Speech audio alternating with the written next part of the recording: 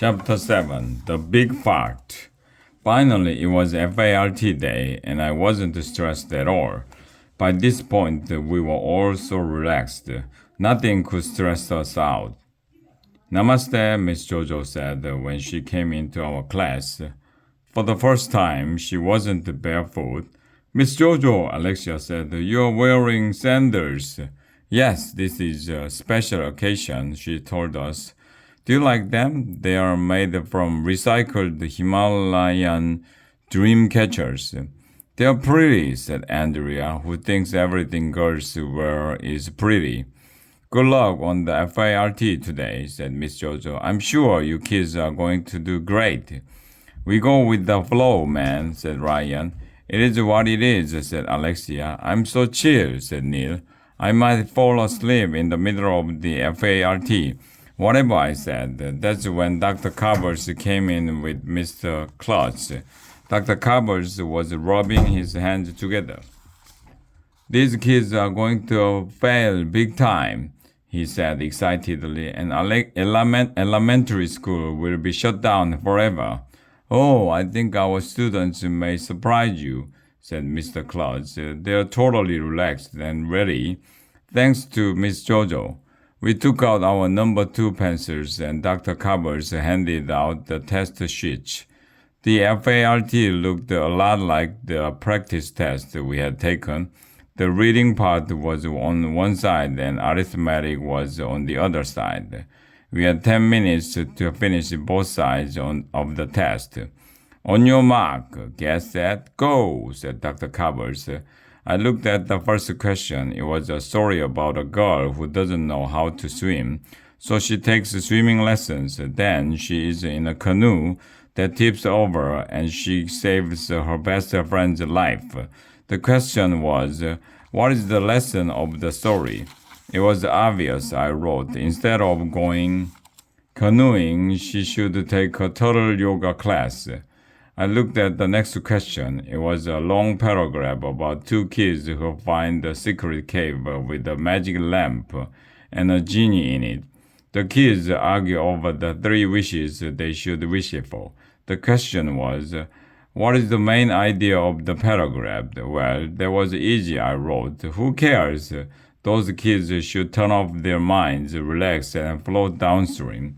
I looked at the next question. It was about a bunch of animals. The question was, how are frogs different from toads? How are alligators different from crocodiles? I wrote. Instead of talking about the differences between living creatures, we should talk about the ways we are all the same. I moved on to the next question. Look at this picture. What is going to happen next?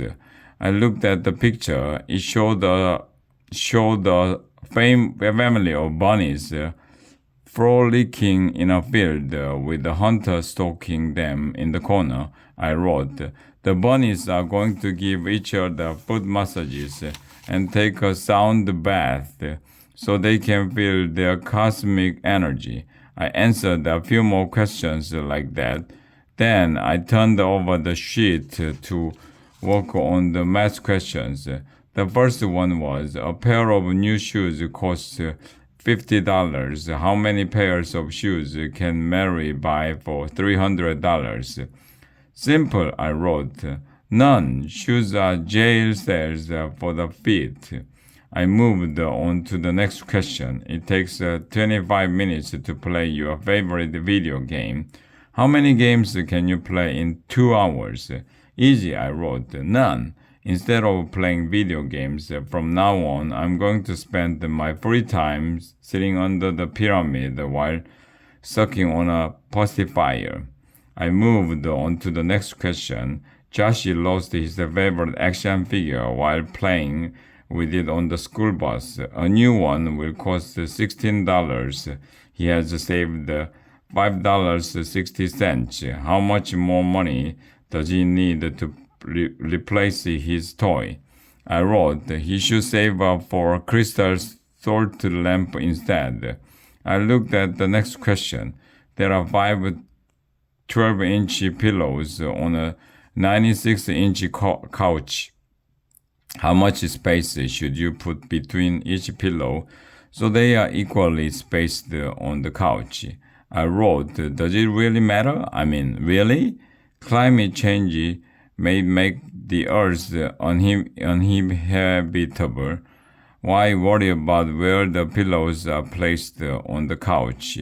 I looked at the next question. Johnny has 17 bananas. He gives some of them away, leaving him with 8 bananas. How many bananas did he give away?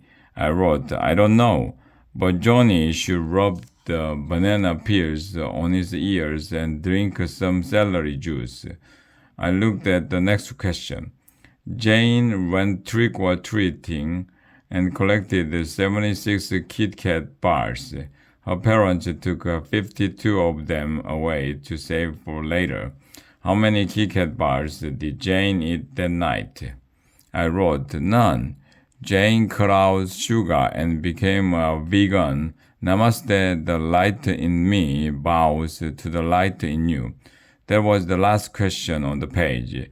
Beep! Pencils down, shouted Dr. Covers. We passed our papers up to Mr.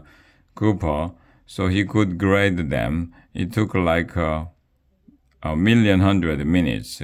Mr. Klutz was hovering over his shoulder the whole time. How did the kids make out? He asked. Ah, gross, we didn't make out.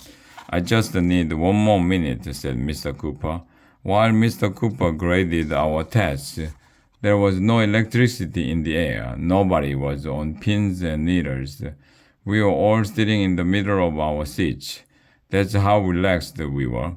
Finally, Mr. Cooper put down his pencil and looked up.